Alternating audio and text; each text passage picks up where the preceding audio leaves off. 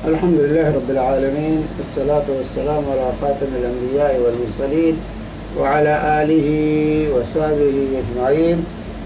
ورب اشرح لي صدري ويسر لي أمري واحلل عقدة من لساني يفقه قولي. محترم حاضرین، گزشتہ درس میں ہم نے آمین کا مسئلہ پڑھا تھا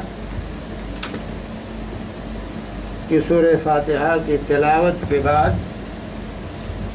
جو ہے آمین جہری نمازوں میں جہرن اور سری نمازوں میں سرن جو ہے کہنا چاہیے، اور اس سلسلے میں دونوں موقف کی وضاحت آپ کے سامنے کی گئی تھی. جو لوگ جہرن پڑھتے ہیں ان کی وجہ جو ہے وضاحت ہوئی تھی، اور جو لوگ سرن کے قائل ہیں ان کی بھی وضاحت آپ کے سامنے ہوئی تھی، اور یہ واضح کیا گیا تھا کہ اس میں راجح اور صحیح یہ ہے کہ جہری نمازوں میں جہرن اور سری نمازوں میں سرن جو ہے آمین انسان کو کہنا چاہیے.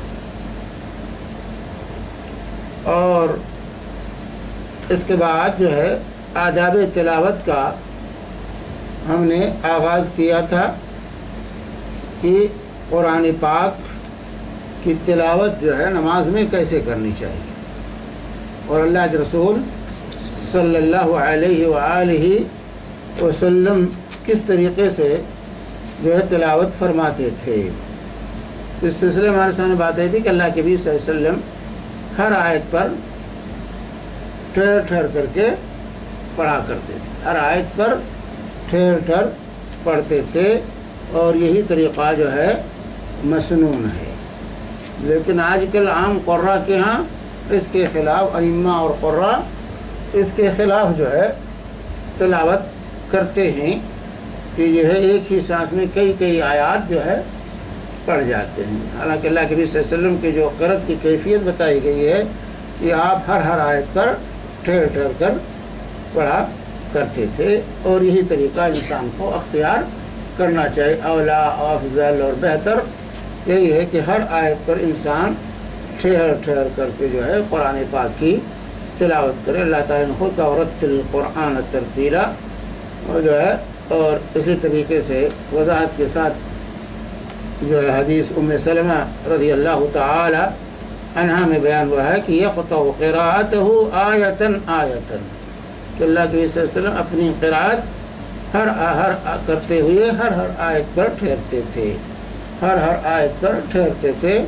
تو ان آیات کا خیال کرتے ہوئے آیات پر ٹھہرنا چاہیے اور اطمینان سے قرأت ہونی چاہیے. اس ضمن میں یہ بات بھی آئی تھی کہ جب آپ نماز پڑھ رہے ہوں تو خواہ جماعت کے ساتھ ہوں یا تنہا پڑھ رہے ہوں، اور دوسرے لوگ بھی اپنی اپنی نمازیں پڑھ رہے ہوں، تو ایسی صورت میں قرأت کرتے ہوئے، قرآن پڑھتے ہوئے یا اذکار پڑھتے ہوئے دوسروں کا بھی خیال رکھنا چاہیے، تاکہ دوسرے کی نماز میں تشویش پیدا نہ ہو. عام طور سے ہوتا ہے کہ ہم جماعت میں بھی ہوتے ہیں، بہت سے لوگ بہت زیادہ بلند آواز سے دعائیں، اذکار، تسبیح وغیرہ جو ہے اتنی زور سے کہتے ہیں کہ بغل والوں کو تشویش، حالانکہ وہ سرن ہی پڑھتے ہیں، لیکن سرن پڑھتے ہوئے آواز اتنی وہ کرتے ہیں کہ اگل بغل کے لوگوں کو جو ہے تشویش اور پریشانی ہوتی ہے، اشتباہ ہوتا ہے. اس لیے دوسروں کا خیال رکھنا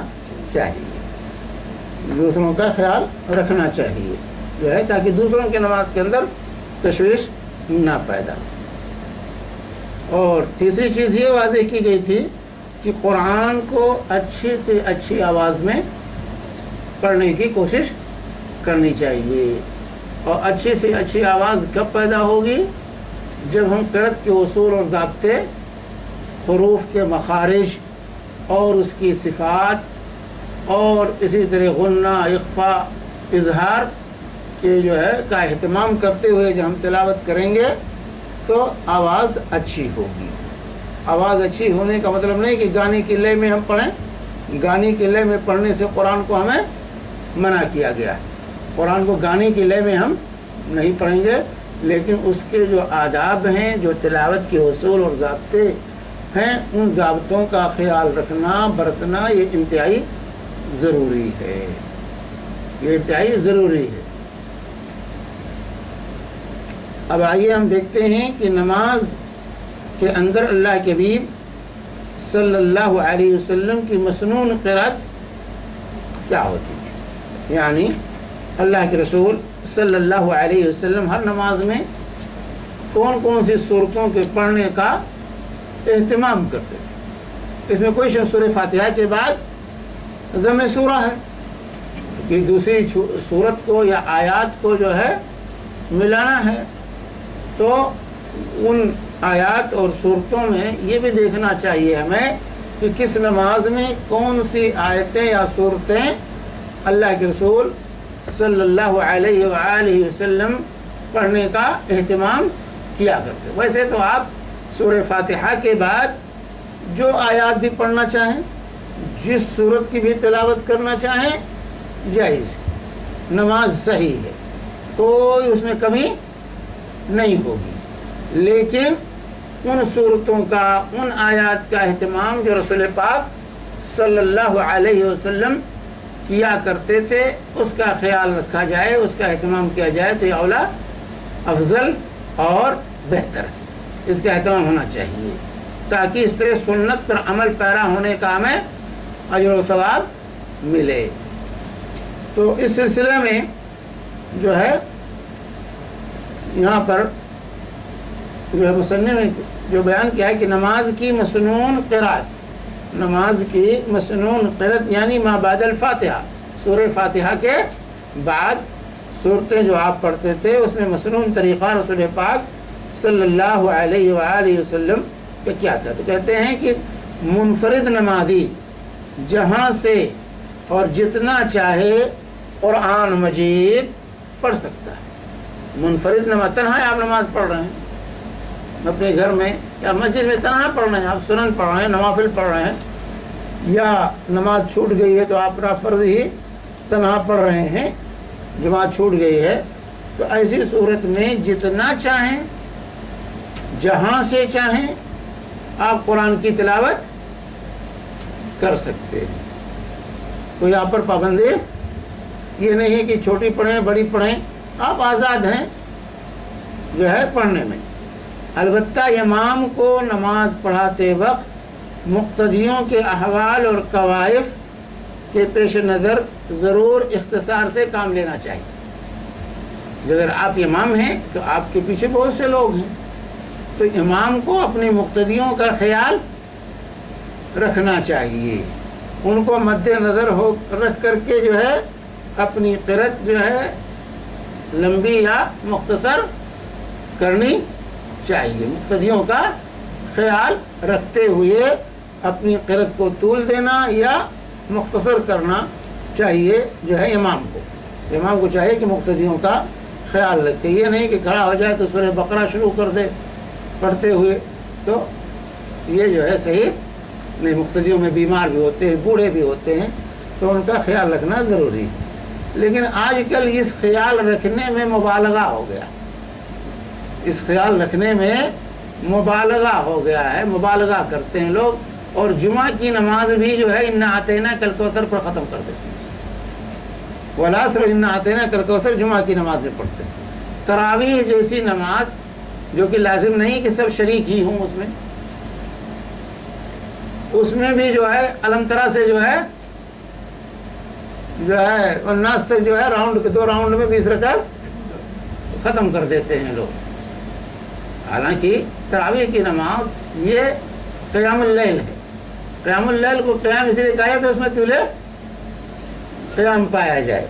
تو بہرحال مقتدیوں کا خاص طور سے فرض نمازوں میں خیال رکھنا یہ ضروری ہے۔ تو نماز میں اگرچہ ہم جہاں سے چاہیں قرآن پڑھ سکتے ہیں، لیکن یہاں ہم نبی کریم صلی اللہ علیہ وسلم کی قرأت کا مصنف کہتے ہیں ذکر کرتے ہیں کہ آپ کون کون سی صورت کس کس نماز میں پڑھتے تھے، یعنی پڑھنے کا اہتمام کرتے تھے، کون کون سی صورت کس کس نماز میں آپ پڑھنے کا اہتمام کرتے تھے تو ان صورتوں کا ہمیں بھی اہتمام کرنا چاہیے. سنت ہے، مسنون ہے کہ ان صورتوں کا ہم بھی ان نمازوں میں اہتمام کریں. اور اس سے اندازہ ہو جائے گا جو مقتدیوں کے بھی خیال رکھنے کا حکم دیا ہے رسول پاک صلی اللہ علیہ وسلم نے، اس کی نوعیت کیا ہے. اس کی نوعیت کیا ہے کہ ہمیشہ انا اعطینہ ہی پڑھتے رہیں یا دوسری صورتوں کو بھی پڑھا جا سکتا ہے. تو یہاں پر پہلی چیز جو مصنف نے یہاں ذکر کی ہے سورہ اخلاص کے بارے میں.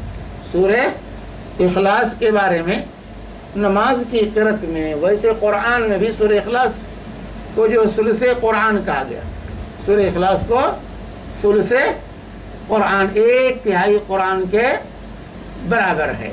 یعنی اگر آپ نے 3 مرتبہ سورہ اخلاص کی تلاوت کر لی تو گویا کہ ایک قرآن پڑھنے کا اجر و ثواب آپ کو مل گیا. 1/3 قرآن کے برابر اس کو کہا گیا، اجر و ثواب کے اعتبار سے بھی اور معنی اور مفہوم مضمون کے اعتبار سے بھی، کیونکہ سورہ اخلاص یہ جو ہے پورے کا پورا توحید پر مشتمل ہے، توحید پر مشتمل ہے، اس لیے اس کو جو ہے ثلث قرآن قرار دیا گیا ہے. تو میں سورہ اخلاص کے سلسلے میں ایک روایت جو ہے مصنف نے پیش کی ہے. یہ روایت جو ہے صحیح بخاری کی ہے. جو ہے فرماتے ہیں کہ ایک انصاری مسجد قباء میں امامت کراتے تھے. ان کا معمول تھا کہ سورۃ فاتحہ کے بعد کوئی دوسری سورت پڑھنے سے پہلے قل هو اللہ احد یعنی سورہ اخلاص تلاوت فرماتے.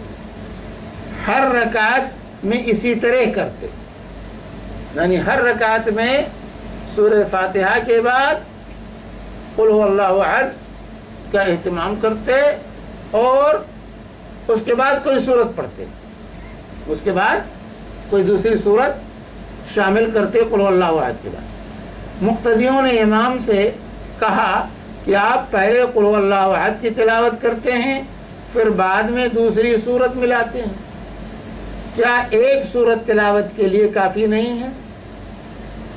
مطلب اخلاص بھی پڑھتے ہیں اس کے بعد دوسری سورت بھی اس کے ساتھ ملا کے پڑھتے ہیں، تو کیا صرف سورہ اخلاص کافی نہیں، ایک سورت کوئی پڑھ لینا یا سورہ اخلاص کے علاوہ دوسری سورت جو پڑھتے ہیں اسی پر اکتفا کر لینا کیا کافی نہیں ہے؟ اگر قل هو اللہ احد کی تلاوت کافی نہیں تو اس کو چھوڑ دیں اور دوسری سورت کی تلاوت کیا کریں. امام نے جواب دیا میں قل هو اللہ احد کی تلاوت نہیں چھوڑ سکتا، قل هو اللہ احد کی تلاوت میں نہیں چھوڑ سکتا. انہوں نے رسول اللہ صلی اللہ علیہ وسلم کی خدمت میں مسئلہ پیش کیا تو نبی کریم صلی اللہ علیہ وسلم نے امام سے کہا کہ تم مقتدیوں کی بات کیوں تسلیم نہیں کرتے، مقتدیوں کی بات کیوں تسلیم نہیں کرتے، اس سورت کو ہر رکعت میں کیوں لازمی پڑھتے ہو؟ اس نے کہا مجھے اس سورت کے ساتھ محبت، مجھے اس سورت کے ساتھ محبت ہے.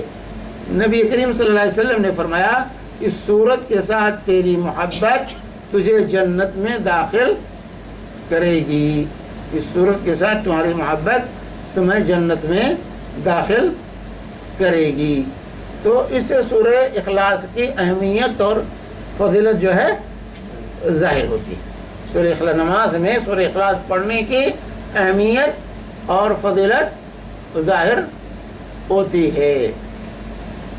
لیکن یہاں جو ہے اس حدیث کے اندر صرف پڑھنے کا معاملہ نہیں ہے، اصل معاملہ ہے اس سے محبت کا.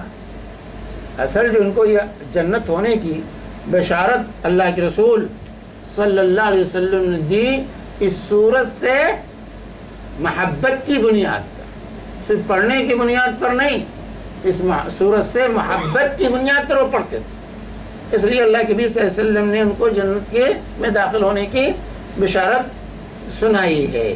تو اس سے یہ واضح ہوا کہ قل هو اللہ احد سے محبت انسان کو جنت میں لے جائے گی. اگر محبت میں آ کر کوئی نماز میں اس کا اہتمام کرتا ہے، پڑھتا ہے، تو یہ خیر ہے، فضیلت کی چیز ہے، یہ جو ہے باعث فضیلت ہے. لیکن اس کا مطلب نہیں کہ ہر شخص جو ہے ہر رکعت میں سورہ اخلاص ضرور پڑھے.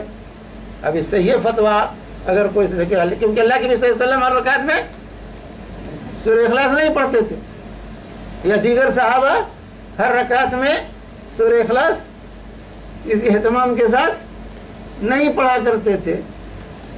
اس میں سے صرف یہ جو ایک صحابی ہیں جو اس کا اہتمام کرتے تھے. جی ہاں، اللہ کے نبی صلی اللہ علیہ وسلم نے جو ان کو بشارت سنائی وہ محبت، اصل و اساس بنیاد محبت ہے. تو اس صورت سے انسان کو محبت رکھنی چاہیے اور نمازوں میں اس کو پڑھنے کی انسان کو کوشش کرنی چاہیے.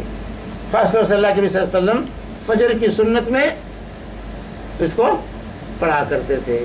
وتر کی نماز میں اس کو آخری رکعت میں سورہ اخلاص کو اللہ کے رسول صلی اللہ علیہ وسلم پڑھتے تھے.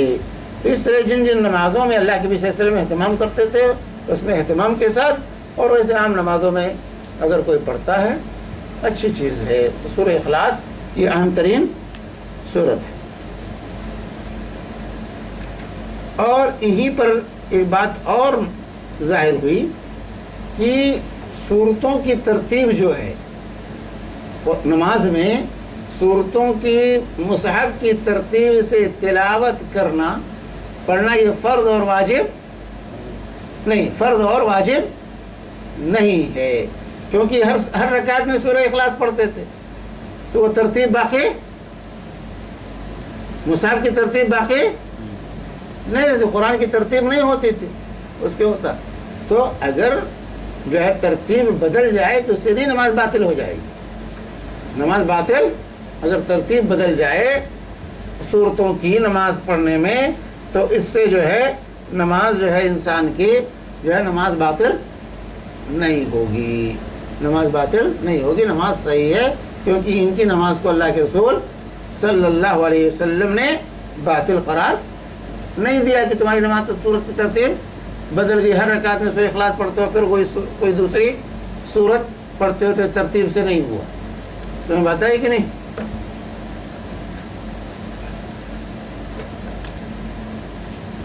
اور دوسری روایت یہاں پر مصنف نے پیش کی ہے، یہ بھی صحیح بخاری کی ہے، کہ ایک صحابی نے نبی صلی اللہ علیہ وسلم سے کہا کہ میرا ایک پڑوسی رات کے قیام میں صرف قل هو اللہ احد تلاوت کرتا ہے، دوسری کوئی آیت تلاوت نہیں کرتا. آپ نے فرمایا اس ذات کی قسم جس کے قبضے میں میری جان ہے، یہ سورت تہائی قرآن کے برابر ہے، تہائی قرآن کے برابر ہے. تو یہ روایت بخاری اور مسلم کی ہے. بخاری میں جو 5015 اور مسلم میں جو ہے 811 اور 812 نمبر کی یہ حدیث ہے کہ آپ نے فرمایا کہ یہ تہائی قرآن کے برابر ہے. تو اس کا مطلب نہیں کہ صرف سورہ اخلاص یاد کر لیجئے، باقی صورتوں کو یاد کرنے کی ضرورت نہیں. جیسے آج کل ہماری حالت، اکثر لوگوں کو، عوام الناس میں اکثر کو صرف سورہ اخلاص یاد ہے اور وہی ہر رکعت میں پڑھتے ہیں. نماز ہوتی ہے، ہم نہیں کہتے ان کی نماز نہیں ہوتی، نماز ہوتی ہے، لیکن یہ قرآن کے ساتھ دلچسپی کا ثبوت نہیں، قرآن سے تعلق کا یہ ثبوت نہیں ہے کہ صرف سورہ جو ہے اخلاص یاد کر لیں، باقی صورتوں کو نظر انداز کر دیں. اب آئیے، یہ تو بالعموم بات تھی سورہ اخلاص کے سلسلے میں. اب یہاں سے مصنف ہر نماز میں اللہ کے حبیب صلی اللہ علیہ وسلم جن جن صورتوں کا اہتمام کرتے تھے اس کو بیان کر رہے ہیں. نماز جمعہ اور عیدین میں، جمعہ کی نماز اور عید الفطر اور عید الاضحیٰ کی نماز میں کن صورتوں کا اہتمام اللہ کے حبیب صلی اللہ علیہ وسلم کرتے تھے. تو یہاں پہلی حدیث مصنف نے پیش کی ہے صحیح مسلم کی. نعمان بن بشیر رضی اللہ تعالی عنہما روایت کرتے ہیں کہ رسول اللہ صلی اللہ علیہ وسلم دونوں عیدوں اور جمعہ کی نمازوں میں سبح اسم ربک الاعلی اور هل اتاک حدیث الغاشیہ یعنی سورہ فاتحہ کے پڑھتے تھے. یعنی سورہ فاتحہ کے بعد اللہ کے نبی صلی اللہ علیہ وسلم جمعہ اور عیدین کی پہلی رکعت میں سورہ اعلیٰ سبح اسم ربک الاعلی اور دوسری رکعت میں سورہ الغاشیہ هل اتاک حدیث الغاشیہ کی تلاوت کرتے تھے۔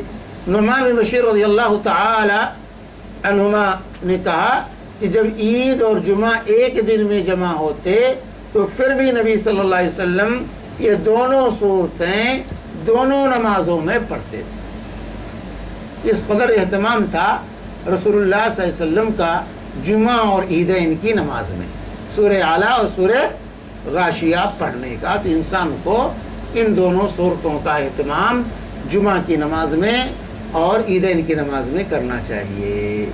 لیکن آج انہی صورتوں کو ہم لمبی کہتے ہیں، بہت لمبا۔ امام صاحب اگر جمعہ میں بھی پڑھتے ہیں کہتے ہیں بڑی لمبی قرأت کرتے ہیں بھائی، جمعہ کی نماز لمبی پڑھاتے ہیں، تو یہ غلط ہے یہ کہنا، کیونکہ اللہ کے صلی اللہ علیہ وسلم انہی صورتوں کو پڑھتے تھے۔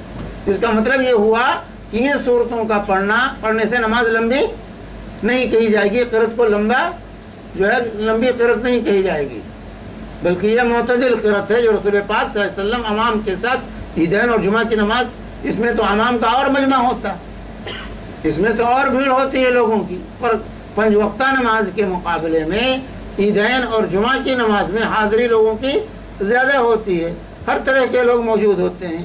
پھر بھی اللہ کے رسول صلی اللہ علیہ وسلم سورہ اعلیٰ اور سورہ غاشیہ کا اہتمام کرتے تھے، اس لیے ان صورتوں کا نماز میں پڑھنے سے یہ لازم نہیں آئے، یہ نہیں ہم کہہ سکتے کہ نماز یہ بہت لمبی ہو گئی، نہیں، یہ معتدل نماز ہے۔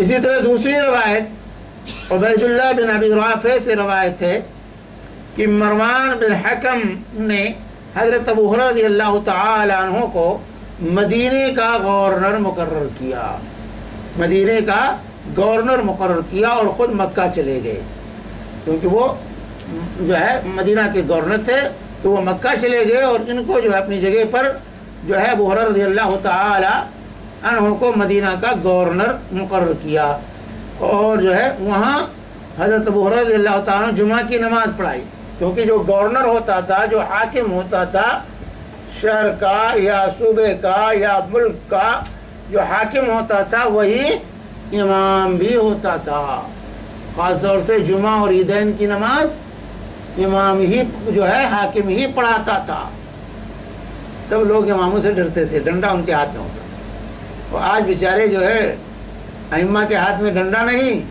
ہم نے تفریق کر دی، دین اور دنیا کو بانٹ دیا، تو جس کی وجہ سے آج اماموں کی کوئی حیثیت باقی نہیں رہی۔ تو بہرحال حضرت ابو ہریرہ رضی اللہ تعالی عنہ جب گورنر بنائے گئے تو جمعہ کی نماز، عیدین کی نماز، 5 وقتہ نماز وہی پڑھاتے تھے۔ جو حاکم مروان تھا تو مروان پڑھاتا تھا، مروان نے جب ان کو گورنر بنا دیا تو یہ پڑھانے لگے۔ تو کہتے ہیں کہ حضرت ابو ہریرہ نے جمعہ کی نماز پڑھائی اور اس میں سورہ جمعہ اور سورہ منافقون پڑھی، سورہ جمعہ اور سورہ منافقون، پہلی رکعت میں سورہ جمعہ سورہ فاتحہ کے بعد، اور دوسری رکعت میں سورہ المنافقون کی تلاوت کی، اور کہا کہ ان صورتوں کو جمعہ میں پڑھتے ہوئے میں نے رسول اللہ صلی اللہ علیہ وسلم کو سنا تھا۔ سورہ جمعہ اور سورہ منافقون کو جو ہے نماز جمعہ میں پڑھتے ہوئے کہتے ہیں میں نے رسول پاک صلی اللہ علیہ وسلم کو پڑھتے ہوئے سنا تھا۔ تو یہ تیسری روایت یہ بھی صحیح مسلم کی ہے، یہ بھی روایت جو ہے صحیح مسلم کی ہے کہ حضرت ابو ہریرہ رضی اللہ تعالی عنہ نے جمعہ کی نماز میں سورہ جمعہ اور سورہ المنافقون پڑھی اور کہا رسول پاک صلی اللہ علیہ وسلم کو میں نے پڑھتے ہوئے سنا۔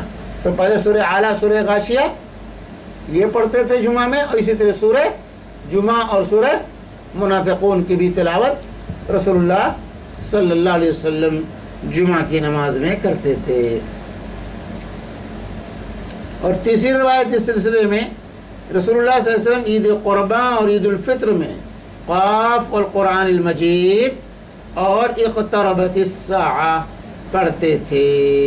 یہ بھی صحیح مسلم کی روایت، یہ بھی صحیح مسلم کی روایت ہے کہ پہلی رکعت میں سورہ قاف اور دوسری رکعت میں سورہ قمر کی تلاوت رسول اللہ صلی اللہ علیہ وسلم عید الفطر اور عید الاضحیٰ میں اس کا اہتمام کرتے تھے۔ اس طرح یہ جو ہے کل 4 کتنی صورتیں ہو گئیں؟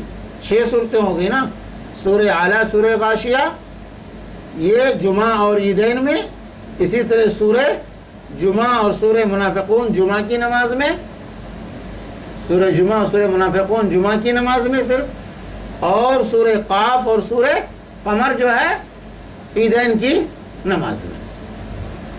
تو یہ صورتیں ہیں کہ جو ہے جمعہ کی نماز میں انسان سورہ اعلیٰ، سورہ غاشیہ یا سورہ جمعہ اور سورہ منافقون کا اہتمام کرے، اور عیدین کی نماز میں سورہ اعلیٰ، سورہ غاشیہ یا جو ہے سورہ قاف اور سورہ قمر کی تلاوت کا اہتمام کرے۔ یہ مسنون قرأت ہے رسول اللہ صلی اللہ علیہ وآلہ وسلم کی جمعہ اور عیدین کی نماز میں۔ اسی طرح جمعہ کے دن فجر کی نماز میں، جمعہ کے دن فجر کی نماز میں مسنون قرأت کو بیان کرتے ہوئے ابو ہریرہ رضی اللہ تعالی عنہ فرماتے ہیں، صحیح بخاری اور مسلم کی حدیث ہے، فرماتے ہیں کہ رسول اللہ صلی اللہ علیہ وسلم جمعہ کے دن فجر کی نماز میں الف لام میم تنزیل یعنی سورہ سجدہ، سورہ سجدہ کہتے ہیں پہلی رکعت میں، اور حل اتی علی الانسان حین من الدہر یعنی سورہ دہر جو ہے، یا سورہ انسان بھی اس کو کہتے ہیں اور سورہ دہر بھی اس کو کہتے ہیں، جو ہے دوسری رکعت میں پڑھتے تھے، یعنی سورہ فاتحہ کے بعد پہلی رکعت میں جو ہے جمعہ کے دن فجر کی نماز، جمعہ کے دن فجر کی نماز میں پہلی رکعت میں سورہ فاتحہ کے بعد سورہ سجدہ، اور دوسری رکعت میں سورہ فاتحہ کے بعد سورہ دہر کی تلاوت رسول اللہ صلی اللہ علیہ وآلہ وسلم کرتے تھے۔ یہ روایت صحیح بخاری اور صحیح مسلم کی، صحیح بخاری اور صحیح مسلم کی متفق علیہ روایت ہے۔ بخاری کی حدیث نمبر 891 اور مسلم کی حدیث نمبر 879۔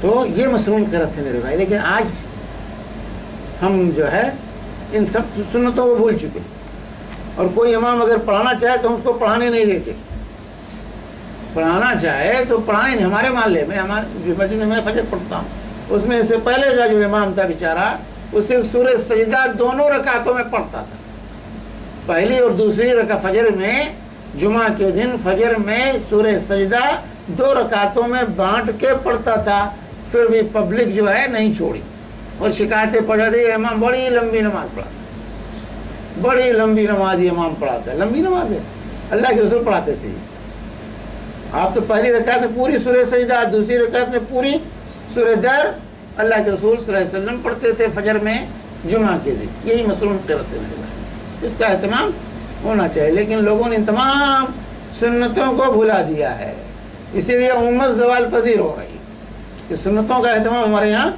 نہیں۔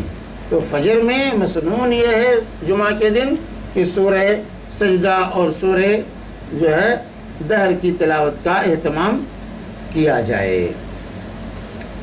اس کے علاوہ نماز فجر میں رسول پاک صلی اللہ علیہ وسلم کون سی صورتوں کا اہتمام کرتے تھے، پڑھتے تھے؟ تو پہلی روایت یعنی عام دنوں میں، جمعہ کے علاوہ، جمعہ کے دن تو آپ ان دونوں صورتوں کا اہتمام کرتے تھے، سورہ سجدہ اور سورہ دہر، اور عام دنوں میں جمعہ کے علاوہ تو اس میں کئی صورتوں کا ذکر رسول پاک صلی اللہ علیہ وسلم نے مختلف مواقع پر مختلف صورتوں کی تلاوت کی ہے فجر کی نماز میں۔ جیسے فرماتے ہیں کہ جابر بن سمرہ رضی اللہ تعالی عنہ روایت کرتے ہیں کہ رسول اللہ صلی اللہ علیہ وسلم نماز فجر میں سورہ قاف والقرآن المجید اور اس کے مانند کوئی اور سورت پڑھتے تھے، اور اس کے مانند کوئی اور سورت رسول اللہ صلی اللہ علیہ وآلہ وسلم جو ہے پڑھا کرتے تھے۔ یہ صحیح مسلم کی حدیث ہے، 458 نمبر کی حدیث کہ جابر بن سمرہ رضی اللہ تعالیٰ فرماتے ہیں کہ آپ سورہ قاف اور اس جیسی صورتوں کا اہتمام کرتے تھے، پڑھتے تھے فجر کی نماز میں۔ نماز فجر میں عام طور سے قرأت رسول پاک صلی اللہ علیہ وسلم کی لمبی ہوا کرتی تھی۔ فجر کی نماز میں جو قرأت ہوتی تھی عام طور سے رسول پاک صلی اللہ علیہ وسلم کی نماز جو ہے لمبی ہوتی تھی، 60 سے لے کر 100 تک کی آیات آپ پڑھتے تھے، 60 سے لے کر 100 تک کی آیات فجر کی نماز میں اللہ کے حبیب صلی اللہ علیہ وسلم ایک ایک رکعت میں پڑھا کرتے تھے. 60 سے لے کر 100 تک کی آیات کا اہتمام. آج میں فجر میں جو ہے اگر پڑھنے لگے امام تو کوئی نمازی بھی نہیں آئے گا, گھر میں پڑھ لیں گے لوگ. کہتے ہیں نماز بہت بڑی لمبی نماز. تو جو ہے فجر میں عام طور سے قرأت لمبی ہونی چاہیے. ان قرآن الفجر کان مشہودا, ان قرآن الفجر کان مشہودا. فجر میں جو قرآن کی تلاوت ہوتی ہے تو وہاں فرشتوں کا حضور ہوتا ہے, فرشتے حاضر ہوتے ہیں. اللہ کے نبی صلی اللہ علیہ وسلم لمبی قرأت کرتے ہیں, اور آج بھی جو سنت کے متبع ہیں وہ لمبی قرأت کرتے ہیں. اسی طرح ہندوستان میں آپ جائیں تو اہل حدیث مساجد کے اندر آج بھی جو ائمہ ہیں وہ اس بات کا اہتمام کرتے ہیں فجر کی نماز میں لمبی قرأت کرتے ہیں. ہم لوگ امتحان کے زمانوں میں پڑھتے تھے فجر میں, جو ہے امتحان رات بھر جاگتے تھے, لیکن فجر میں جب کھڑے ہوتے تھے تو ہمارے جو ہے استاد تھے جو نماز پڑھاتے تھے, یقیناً ہم لوگوں کو جو ہے پیر جواب دے جاتا تھا. کتنی لمبی لمبی صورتیں جو ہے فجر میں وہ پڑھاتے. تو عام طور سے اب بھی اللہ کا فضل ہے کہ اہل حدیث مساجد کے اندر اس بات کا اہتمام, ان صورتوں کا اہتمام اور اس قرأت کا اہتمام کیا جاتا ہے جو رسول پاک صلی اللہ علیہ وسلم کا طریقہ تھا, فجر میں لمبی قرأت اور لمبی صورتوں کا اہتمام. اس کے بعد دوسری روایت یہاں جو فجر کے سلسلے میں پیش کی ہے مصنف نے, یہ بھی صحیح مسلم کی حدیث نمبر 455 ہے.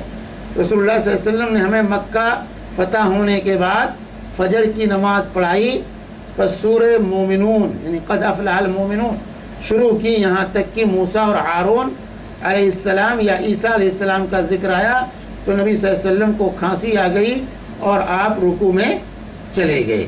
تو سورہ مومنون آپ نے فجر کی نماز میں رسول پاک صلی اللہ علیہ وآلہ وسلم نے پڑھی ہے.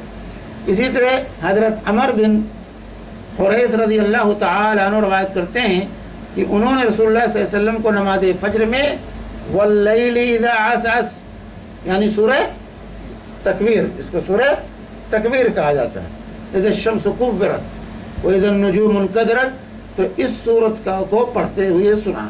تو سورہ تکویر بھی جو ہے اللہ کے حبیب صلی اللہ علیہ وسلم نے فجر میں پڑھی.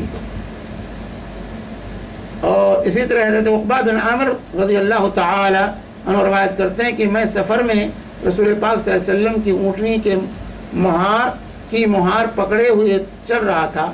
آپ سفر میں نماز صبح کے لیے اترے تو آپ نے صبح کی نماز میں قل اعوذ برب الفلق اور قل اعوذ برب الناس پڑھی. تو فجر میں عام قرأت تو لمبی ہوتی تھی, لیکن کبھی حالات کے اعتبار سے کبھی اللہ کے حبیب صلی اللہ علیہ وسلم نے قل اعوذ برب الفلق اور قل اعوذ برب الناس بھی فجر کی نماز میں پڑھی ہے. تو یہ سفر کا موقع تھا, فرماتے ہیں کہ اللہ کے حبیب صلی اللہ علیہ وسلم نے قل اعوذ برب الفلق اور قل اعوذ برب الناس پڑھی. یہ نسائی کی روایت ہے, اور اسی طرح ابن خزیمہ اور ابن حبان میں بھی یہ روایت موجود ہے صحیح. تو ہم قرأت فجر کی لمبی, لیکن بسا اوقات حالات کے اعتبار سے مختصر پڑھ لیتا ہے تو بھی جائز ہے. تو بسا اوقات آپ نے, لیکن عام معمول کسی کو بنا لینا, اس کو آپ نے معمول نہیں بنایا. معمول آپ کا جو تھا وہ لمبی صورتوں کے پڑھنے کا تھا فجر میں, لیکن بسا اوقات آپ نے مختصر بھی فجر میں پڑھی ہے.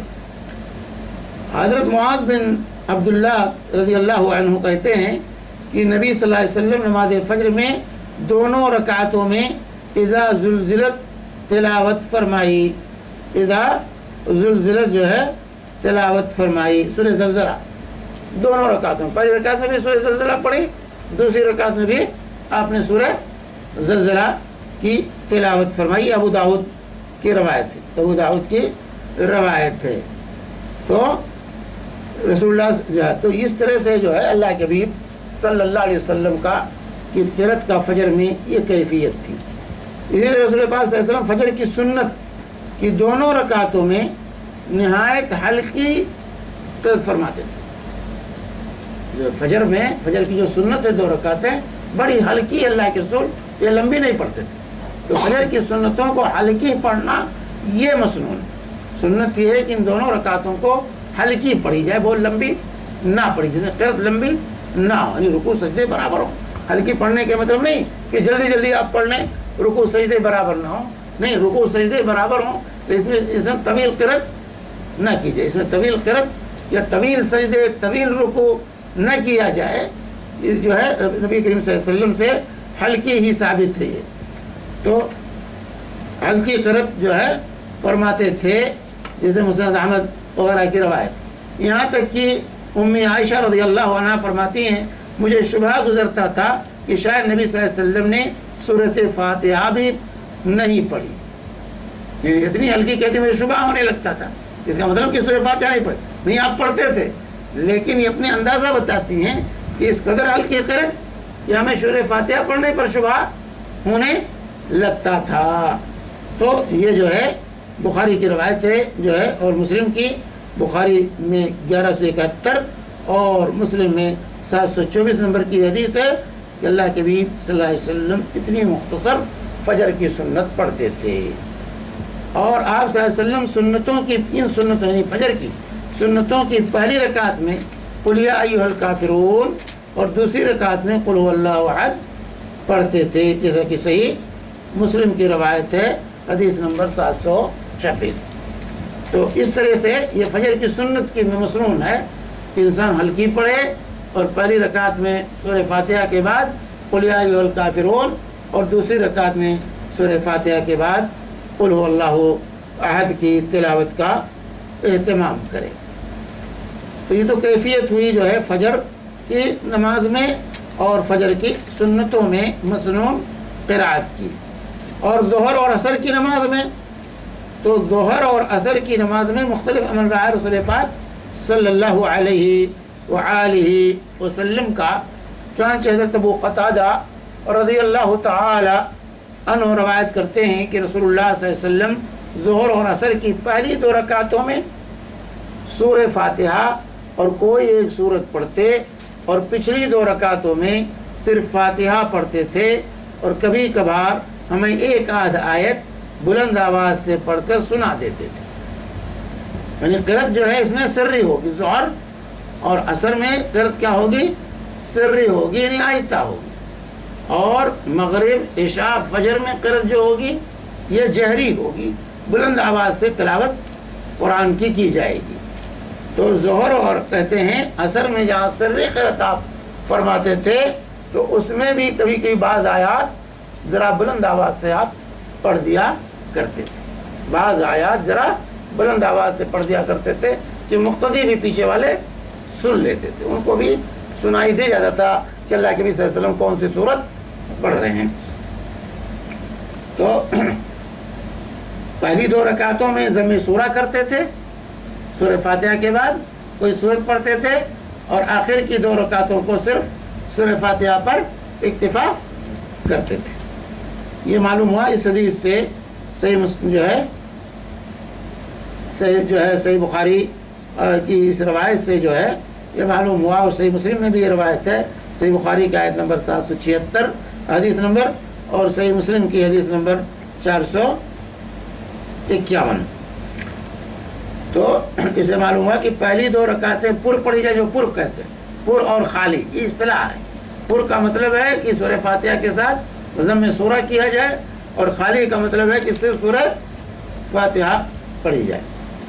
دوسری روایت حضرت جابر بن سمرہ رضی اللہ تعالی عنہ روایت کرتے ہیں کہ رسول اللہ صلی اللہ علیہ وسلم ظہر میں واللیل اذا یغشا پڑھتے تھے، اور ایک اور روایت میں ہے سبح اسم ربک الاعلی، اور عصر میں بھی اس کی مانند کوئی سورت پڑھتے تھے، اور فجر میں لمبی صورتیں پڑھتے تھے۔ صحیح مسلم کی روایت کہ فجر میں تو آپ لمبی پڑھتے تھے، لیکن ظہر میں سورہ لیل ہے، واللیل اذا یغشا والنہار اذا تجلی وما خلق الذکر والانثی، روایت جو ہے سورت، اور اسی طرح سبح اسم ربک الاعلی، اس طرح کی اس کے مشابہ صورتیں اللہ کے حبیب صلی اللہ علیہ وآلہ وسلم پڑھتے۔ اس کا مطلب کہ اگر ظہر میں کوئی قرات کرتا ہے سورہ لیل کی یا سورہ اعلیٰ کی، سورہ غاشیہ کی، تو یہ سورہ فجر کی، تو یہ لمبی قرات نہیں، یہ قرات لمبی قرات نہیں ہے، کیونکہ اللہ کے رسول صلی اللہ علیہ وآلہ وسلم اس قرات کا اہتمام کرتے تھے۔ یہ صحیح جو ہے مسلم کی روایت حدیث نمبر 459 اور 460۔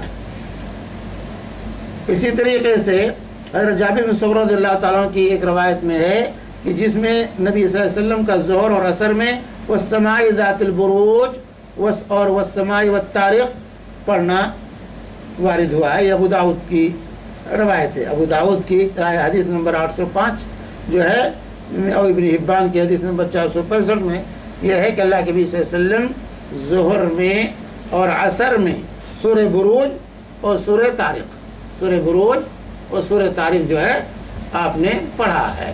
تو پہلی رکعت میں سورہ بروج والسماء ذات البروج اور دوسری رکعت میں والسماء والطارق سورہ طارق کی تلاوت یہ جو ہے نبی کریم صلی اللہ علیہ وآلہ وسلم نے کی ہے۔ رسول اللہ صلی اللہ علیہ وسلم ظہر کی آخری دونوں رکعتوں میں 15 آیات کے برابر قرأت فرماتے ہیں۔ ایک تو یہ ہوا کہ پہلی 2 رکعتیں پر اور آخر کی 2 رکعتیں خالی، لیکن بسا اوقات آپ آخر کی رکعتوں میں بھی سورت ملاتے تھے، سورہ فاتحہ کے علاوہ بھی قرأت رسول اللہ صلی اللہ علیہ وآلہ وسلم کرتے، جیسے یہاں مصنف نے صحیح مسلم کی حدیث پیش کی، حدیث نمبر 452 کہ رسول اللہ صلی اللہ علیہ وسلم ظہر کی آخری دونوں رکعتوں میں 15 آیات کے برابر قرأت فرماتے تھے۔ جیسا کہ حدیث میں آتا ہے کہ صحابی کہتے ہیں کہ میں نے اندازہ لگایا، جو ہے حضرت ابو سعید خدری وغیرہ کی روایت ہے کہ اللہ کے نبی صلی اللہ علیہ وسلم پہلی رکعت میں، پہلی دونوں رکعتوں میں جو ہے 30 آیات کے برابر تلاوت کرتے تھے۔ پہلی دونوں رکعتوں میں ظہر کی 30 آیات کے برابر جو ہے آپ تلاوت کرتے تھے، اور دوسری رکعت دونوں رکعتوں میں جو ہے آخر کی دونوں رکعتوں میں آپ 15 آیات کے برابر تلاوت کا اندازہ ہم نے لگایا۔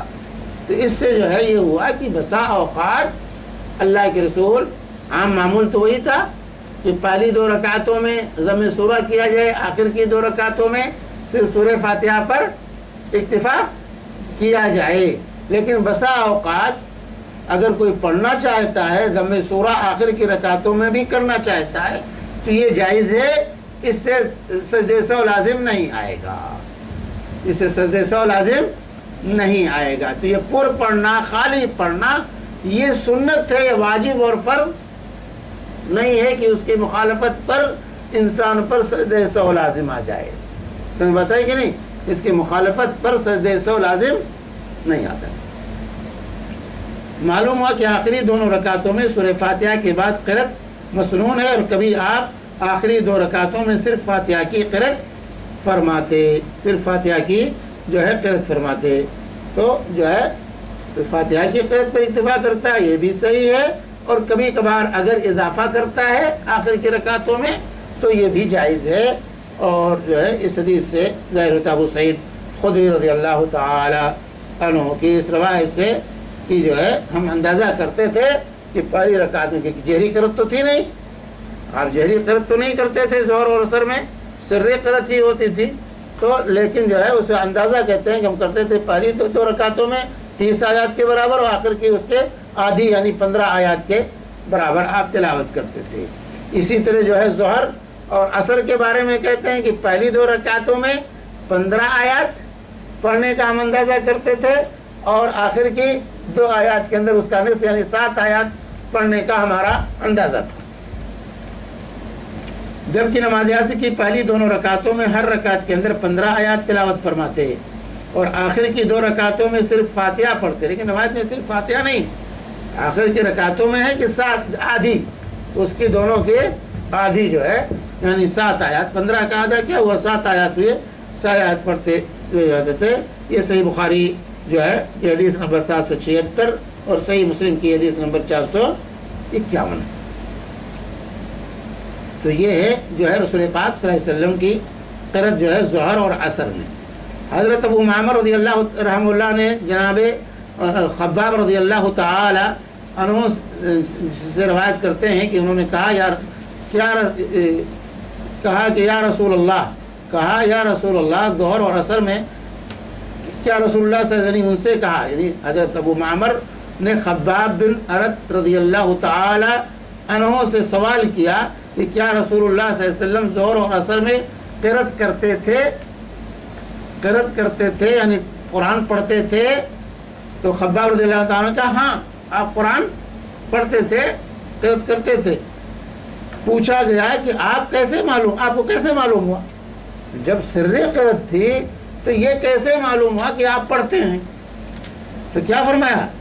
خباب رضی اللہ تعالیٰ فرمانے لگے کہ آپ کی داڑھی کی جنبش ہے، آپ کی داڑھی کی جنبش ہے۔ اس کا مطلب آپ کی داڑھی لمبی تھی تبھی جنبش پتہ چلے گا، یہ جو خسخسی داڑھی رکھنے والے اس سے کچھ پتہ نہیں چلے گا۔ اللہ کے رسول صلی اللہ علیہ وسلم کی داڑھی لمبی تھی تبھی اسی سے صحابہ نے اندازہ لگایا کہ رسول اللہ صلی اللہ علیہ وسلم قرأت فرما رہے ہیں۔ آپ پڑھتے تھے میرے بھائی، پڑھنے کے لیے یاد رہے، پڑھنا تلاوت کا اطلاق کب ہوگا؟ ہمارے بہت سے بھائی ایسا کہ اس غلط فہمی میں ایسے قرآن کھول کے بیٹھ جائیں گے اور ایسے دیکھتے رہیں گے۔ نہیں، اس کو تلاوت نہیں کہتے، یہ دیکھنا ہوا صرف۔ تلاوت کے لیے زبان کا حرکت میں آنا، ہونٹ کا حرکت میں آنا اور اپنے کان کو سنانا۔ آپ کا کان سنے آپ کی آواز کو اور آپ کی زبان اور ہونٹ دونوں کو حرکت ہو، تب اس کو تلاوت کہیں گے، ورنہ اس کو تلاوت اور پڑھنا نہیں کہا جائے گا۔ یاد رکھیں، تلاوت کا اطلاق، پڑھنے کا اطلاق کب ہوگا؟ جب زبان حرکت کرے، ہونٹ حرکت کریں اور آپ کا کان آپ کی آواز کو سنے، تب تلاوت ہوگی، ورنہ تلاوت نہیں ہو تو غور کرنا ہے صرف۔ دل میں پڑھنا جو ہے وہ غور کرنا ہے، وہ قرأت اس کو نہیں کہا جائے گا۔ قرأت اور تلاوت اسی وقت ہوگا جبکہ زبان کو حرکت میں لائیں، ہونٹ کو حرکت میں لائیں اور کان آپ کی آواز کو سنیں۔ یہ ہونا چاہیے، چاہے نماز میں پڑھ رہے ہوں یا نماز سے باہر پڑھ رہے ہوں، تو پڑھنے کے لیے تین چیزیں ضروری ہیں۔ اکثر لوگوں کے یہ آج ہے اسی بھی طرح کہ قرآن کھول کے بیٹھ جائیں گے، اسے دیکھتے ہوئے چلے جائیں گے، کہیں گے میں نے تو قرآن ختم کر لیا۔ نہیں میرے بھائی، حرکت لائیے زبان کو، ہونٹ کو، اور آپ کا کم از کم آپ کا کان آپ کی آواز کو سنے۔ تو صحابہ جو ہے آپ کی داڑھی کی حرکت سے جو ہے اندازہ لگاتے تھے کہ آپ پڑھ رہے ہیں، تلاوت کر رہے ہیں۔ سری نمازوں میں بھی آپ تلاوت کرتے تھے۔ تو معلوم ہوا کہ ظہر اور عصر کی نمازوں میں آپ سری یعنی دل میں قرأت کرتے تھے۔ تو دل میں پڑھنے کا مطلب یہ نہیں ہے کہ دل میں سوچنا۔ جہاں بھی کہا اقرأ بہا فی نفسک، جیسے کہ حضرت ابو ہریرہ کی وہ روایت ہے سورہ فاتحہ پڑھنے کے بارے میں، اقرأ بہا فی نفسک، اپنے جی میں پڑھ لیتے۔ جی میں پڑھنے کا کیا مطلب؟ یعنی سرن پڑھ لیں، زور سے نہ پڑھیں، سرن پڑھ لیں، آواز بلند نہ ہونے پائے، جو ہے اپنی آواز میں پڑھ لیں، یعنی زبان اور ہونٹ کو حرکت میں لائیں اور کان کو اپنے سنائیں۔ کبھی آپ کی قرأت طویل ہوتی۔ ایک دفعہ ظہر کی جماعت کی اقامت ہوئی تو ایک شخص اپنے گھر سے بقیع قبرستان کی جانب قضائے حاجت کے لیے گیا، وہاں سے فارغ ہو کر گھر پہنچا، وضو کیا، پھر مسجد آیا تو معلوم ہوا کہ ابھی تک نبی صلی اللہ علیہ وسلم پہلی رکعت میں ہیں۔ اندازہ لگائیے، یعنی انسان بقیع گرچہ قریبی ہے مسجد نبی کے، لیکن اس زمانے بقیع کے بغل میں گیا، قضاء حاجت کیا، پھر گھر گیا، وضو کیا، وضو کر کے مسجد آیا تو دیکھا کہ اللہ کے صلی اللہ علیہ وسلم ظہر کی پہلی رکعت میں ابھی ہیں۔ اس کو پہلی رکعت مل گئی، اس کو پہلی رکعت جو ہے مل گئی۔ اور یہ صحیح مسلم کی روایت ہے 454 نمبر کی، 454 نمبر کی روایت جو ہے صحیح مسلم کی ہے۔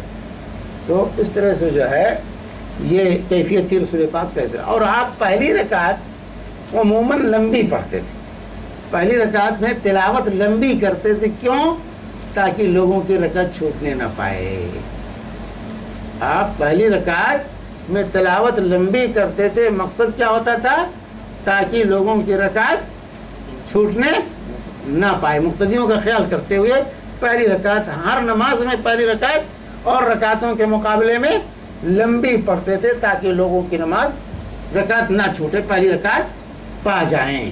चुनांचे जो है सहाबा इकराम रज़ी अल्लाह अन्हुम फरमाते हैं कि आप पहली रकात को इतना लंबा इसलिए फरमाते थे कि नमाजी पहली रकात में ही शरीक हो सके, यानी हो जाए, पहली रकात उनको मिल जाए।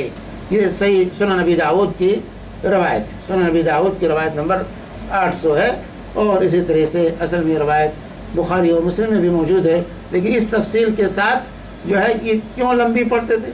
बुखारी मुस्लिम में कि पहली रकात आप लंबी पढ़ते थे। बुखारी मुस्लिम की रवायत में है कि रसूल पाक सल्लल्लाहु अलैहि वसल्लम हर नमाज की पहली रकात दूसरी रकातों के बनिस्बत लंबी पढ़ते थे, लेकिन अबू दाऊद की रवायत में ये तफसील है, इसलिए लंबी पढ़ते थे ताकि पहली रकात लोगों को मिल जाए। तो ये करत थी रसूलुल्लाह सल्लल्लाहु अलैहि वसल्लम की ज़ोहर की नमाज के अंदर, ज़ोहर और असर की नमाज़ों में ये एहतमाम होता था रसूल पाक सल्लल्लाहु अलैहि वसल्लम का। पर इसी पर बात हम आज अपनी ख़त्म करते हैं, इंशाअल्लाह फिर बाकी आइंदा चलेंगे। अल्लाह ताला हम सब को सुन्नत के मुताबिक नमाज अदा करने की तौफीक अता फरमाए। व सल्लल्लाहु अला नबिय्यिना मुहम्मद व अला आलिहि व सहबिहि वसल्लम व जज़ाकुमुल्लाहु खैरन।